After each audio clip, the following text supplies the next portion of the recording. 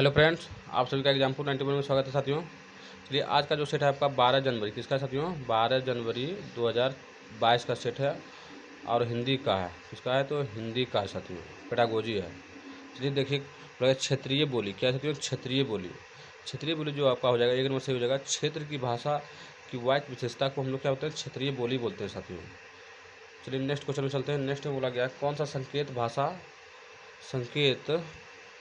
भाषा के संबंध में सत्य है साथियों? संकेत भाषा हमको खोजना है। क्या खोजना है? तो संकेत भाषा जो हो जाएगा आपका साथियों 3 नंबर संकेत हो जाएगा, क्योंकि बोला गया संकेत भाषा प्राकृतिक। संकेत भाषा क्या है? प्राकृतिक भाषा संकेत भाषा होता है साथियों। चलिए हम लोग आगे चलते हैं साथियों। नेक्स्ट क्वेश्चन में देख सकते हैं बोला गया है क्वेश्चन नंबर 3 में क्या बोला गया साथियों? तो प्रथम भाषा क्या है? प्रथम भाषा के संदर्भ में द्वितीय भाषा अधिगम के बारे में कौन सा साहित्य है साथियों? तो आपका 2 नंबर से हो जाएगा, क्योंकि प्रथम भाषा द्वितीय भाषा को सीखने में सहायता करती है साथियों। सही बात है, प्रथम भाषा द्वितीय भाषा को सीखने में सहायता करती है। चलिए हम लोग आगे चलते हैं। नेक्स्ट क्वेश्चन में देख सकते हैं क्वेश्चन नंबर 4 में क्या बोला गया है? तो क्वेश्चन नंबर 4 में भाषा की शिक्षा नीति में भारत की शिक्षा नीति में भाषा क्या है? तो भारत की शिक्षा नीति में भाषा को डायरेक्ट के रूप में हम लोग जानते हैं तो त्रिभाषा सूत्र के। कौन सा साथियों? त्रिभाषा सूत्र या फॉर्मूला, इसी के बारे में जानते हैं साथियों। क्वेश्चन नंबर 4 खत्म हो गया। ये 5 में क्या बोला गया है? दक्षता क्या है साथियों? क्वेश्चन नंबर 5 में दक्षता आधारित भाषा शिक्षण का उद्देश्य क्या है? दक्षता आधारित भाषा शिक्षण का उद्देश्य जो आपका हो जाएगा, आपका 1 नंबर सही हो जाएगा, क्योंकि परिभाषित संदर्भ जैसे शिक्षा कार्य गतिविधि और व्यावसायिक विकास में भाषा प्रयोग की जाती क्षमता को विकसित करना साथियों आपका फर्स्ट नंबर सही हो जाएगा। चलिए हम लोग नेक्स्ट सवाल को चलते हैं। क्वेश्चन नंबर 6 में देखिए क्या बोला गया है। क्वेश्चन नंबर 6 में क्या बोला गया साथियों? तो बोला गया शिक्षक को शिक्षा शास्त्र को अपनाने में सक्षम बनाने के लिए सामग्री में शिक्षा शास्त्री को सन्निहित करना क्या कहलाएगा साथियों? तो सन्निहित करना जो आपको कहलाएगा साथियों, आप लोग देख सकते हैं 3 नंबर सही हो जाएगा, वो आपका कहलाएगा शास्त्रीय का शिक्षण शास्त्रीय संपदा। क्या? शास्त्रीय का शिक्षण शास्त्रीय सामग्री का शिक्षण शास्त्रीय संपदा। क्या? सामग्रियों का शिक्षण शास्त्रीय संपादन कहलाएगा साथियों, संपादन। चलिए हम लोग क्वेश्चन नंबर 7 में चलते साथियों। क्वेश्चन नंबर 7 में देखिए क्या बोला गया है। तो काव्य शिक्षा का मुख्य उद्देश्य क्या है साथियों? काव्य शिक्षा का जो मुख्य उद्देश्य हो जाएगा साथियों आपका फर्स्ट है काव्य आनंद एवं विचार के लिए होता है। काव्य शिक्षा आनंद एवं विचार के लिए काव्य होता है साथियों। सही बात है। चलिए हम लोग नेक्स्ट सवाल को चलते साथियों। नेक्स्ट क्वेश्चन में देख सकते हैं क्वेश्चन नंबर 8 में बोला गया है क्या है? तो कक्षा 8 की शिक्षिका विद्यार्थियों को 5 वाक्य पढ़कर सुनाती है और उन्हें ठीक उसी तरह लिखने के लिए कहती है।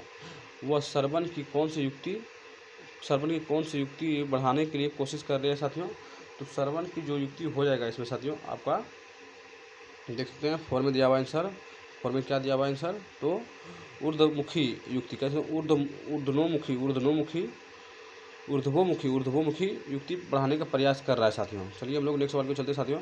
नेक्स्ट क्वेश्चन में देखिए बोला गया है एक शिक्षक संदर्भ में शब्द और छोटे वाक्य के भाषा खंड के रूप में प्रयुक्त करती है जो संविश्लेषित पूर्ण रूप से इसके उपरांत वह संदर्भित में खंडों की शिक्षार्थियों के द्वारा प्रयोग करने के लिए देता है। शब्दावली सीखने की यह कौन सी पद्धति हो सकता है साथियों?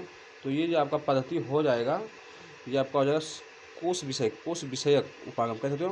कोश विषयक उपागम हो जाएगा साथियों। चलिए हम लोग नेक्स्ट सवाल को चलते साथियों। क्वेश्चन नंबर 10 में क्या बोला गया देख सकते हैं। बोला गया है संज्ञानात्मक रूप से शैक्षणिक भाषा निपुणता डायरेक्ट की ओर संकेत करता है। तो आपको जो करेगा साथियों वो आपका सी नंबर सही हो जाएगा आंसर। सी में देखिए बोला गया है अमूर्त विचार तथा उच्च स्तरीय भाषा कौशल के लिए भाषा का प्रयोग करना। अमूर्त विचार तथा उच्च स्तरीय भाषा कौशल के लिए भाषा प्रयोग करना है आपका, यही सही हो जाएगा साथियों। चलिए हम लोग नेक्स्ट सवाल को चलते साथियों। नेक्स्ट क्वेश्चन में बोला गया क्वेश्चन नंबर 11 में क्या बोला गया देख सकते हैं। तो क्वेश्चन नंबर 11 में है साथियों आपका शिक्षण क्या सकते हैं, शिक्षण शिक्षार्थियों में भाषा जागरूकता डाइजेस्ट की ओर संगत करता है। शिक्षार्थियों में भाषा जागरूकता डाइजेस्ट की ओर विकसित करता है। तो आपका जो हो जाएगा साथियों, आपका 4 नंबर से हो जाएगा, क्योंकि इसमें बोला गया है भाषा में पढ़ने लिखने के प्रति संचेतना और संवेदनशील, क्या साथियों, संचेतना और संवेदनशील को बढ़ावा देना। सही बात है साथियों, यही हो जाएगा आपका। चलिए नेक्स्ट सवाल को चलते साथियों। क्वेश्चन नंबर 12 में बोला गया है, देख सकते हैं क्या है। तो निम्नलिखित में से कौन सा भाषा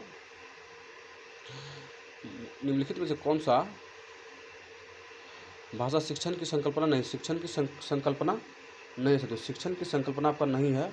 तो आपका 2 नंबर हो जाएगा। क्या है साथियों, नेटवर्क के प्रकार इससे कोई मतलब नहीं होता साथियों, इसलिए ये गलत हो जाएगा, भाषा से रिलेटिव ये नहीं है साथियों। चलिए हम लोग नेक्स्ट सवाल के चलते हैं साथियों। क्वेश्चन नंबर 13 में देखिए क्या बोला गया, पोर्टफोलियो के बारे में। किसका, पोर्टफोलियो आकलन का उद्देश्य क्या होता है।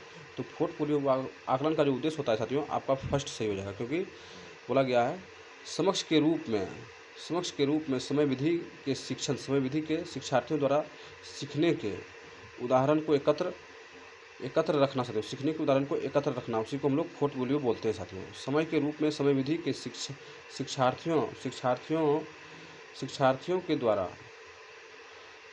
द्वारा सीखने के उदाहरण को एकत्र करना, आपका यही हो जाएगा पोर्टफोलियो का उदाहरण साथियों। चलिए हम लोग नेक्स्ट सवाल को चलते साथियों, नेक्स्ट क्वेश्चन में। और इस सेट का अंतिम सवाल है, बोला गया है राष्ट्रीय शिक्षा नीति 2020 डाइजेस्ट के रूप में विदेशी भाषा के अध्ययन का समर्थन करती है साथियों। तो आपका जो हो जाएगा सेकंड सही हो जाएगा, क्योंकि विदेशी भाषा है साथियों आपका सेकेंडरी स्तर पर अतिरिक्त विकल्प है साथियों, आपका विदेशी भाषा। चलिए आपका सेट समाप्त हो गया साथियों, हम लोग नेक्स्ट पार्ट में मिलते हैं।